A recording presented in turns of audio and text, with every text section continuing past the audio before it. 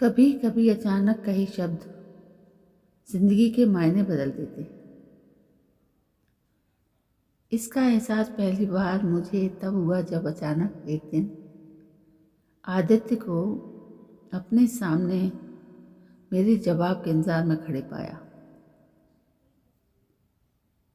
मेरी हालत देखकर वो बोला, दया, ऑफिस से जाने के पूर्व सारी औपचारिकताएं होते होते एक दो दिन तो लग ही जाएंगे।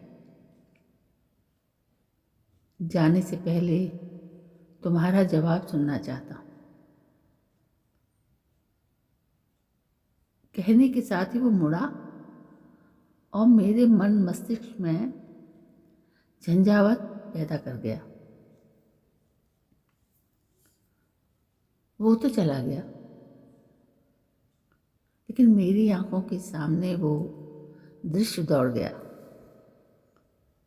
जब एक दिन ऑफिस में अंतर्जातीय विवाह को लेकर हो रही चर्चा के दौरान मैंने भी घोषणा कर दी थी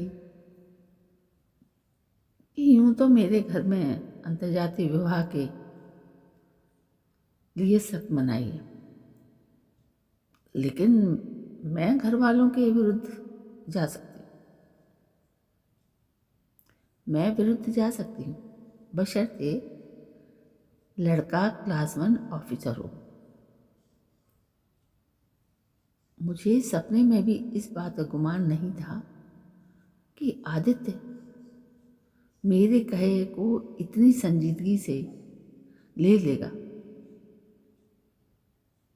यूं तो मुझे इस बात का मन ही मन एहसास तो था कि आदित्य के मन में मेरे लिए एक खास जगह है। और सच कहूँ तो मैं भी उसके सौम्य, सरल व परिपक्व व्यक्तित्व के चुंबकीय आकर्षण में बनने लगी थी। लेकिन जैसे ही घर वालों के दृष्टिकोण की याद आती, मैं अपने मन को समझा देती कि हमेशा मनचाही मुराद पूरी नहीं होती। इसलिए आदित्य की लाख कोशिश के बावजूद मैं उससे एक निश्चित दूरी बनाए रखती और बातों के दौरान उसे घर वालों के विरोध से सचेत करती रहती। लेकिन होनी को भला कौन टाल सकता था। जब मुझे पता लगा कि उसने जोर शोर से प्रतियोगी परीक्षाओं की तैयारी शुरू कर दी है, तो एक अनजाने भय से मैं कांप उठी। उसकी मेहनत रंग लाई और पीसीएस की परीक्षा को अंतिम रूप से पास कर जब उसने हाथ मांगा तो मैं एक अजीब सी उलझन में फंस गई। बड़ी कश्मकश में थी कि मेरे सामने भावी जीवन का निर्णय पत्र था और उसमें हाँ या ना की मोहर लगानी थी। ऑफिस वालों से विदा लेने से पूर्व वो मेरे पास आया,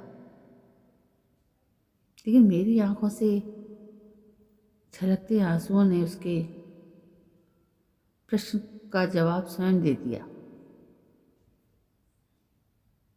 मैं बहुत कुछ कहना चाह रही थी, पर जुबां साथ नहीं दे रही थी। मेरी खामोशी वो बर्दाश्त न कर सका। आखिरकार वो छटपटाकर कह उठा, दया, मुझे कमज़ोर मत बना। तुम तो मेरी शक्ति हो। आज मैं जो कुछ भी हूँ सिर्फ तुम्हारी वजह से। हमेशा खुश रहना। ईश्वर करे कोई दुख तुम्हारे करीब भी ना फटके। इतना कहकर वो थके कदमों से बाहर निकल गया। उसे जाते हुए देखती रही। मैं चाहती थी उससे कहना कि जीवन पर सबसे पहले जीवन देने वाले का अधिकार होता है। इस फलसफे को कैसे झुठला सकती हूँ, लेकिन कहते हैं ना, कभी किसी को मुकम्मल जहां नहीं मिलता, कहीं ज़मीन तो कहीं आसमान नहीं मिलता। आज माता पिता की इच्छा के फलस्वरूप अपने आशियाने में खुश भी थी, पर सीने में दबी पहले प्यार की चोट आज भी ये एहसास कराती है कि पहले बोलो तो उससे पहले उन शब्दों को तोलो। आज भी लगता है जैसे पहले प्यार की दस्तक अब भी मन मस्तिष्क में अपनी गूंज दे रही हो। तो दोस्तों, ये थी एक प्यार भरी कहानी। आपको कैसी लगी? यदि पसंद आई तो लाइक शेयर कमेंट ज़रूर करें और मेरे चैनल को सब्सक्राइब करें। कल मैं फिर हाजिर होती हूँ नई कहानी को लेकर। तब तक के लिए जय हिंद, वंदे मातरम।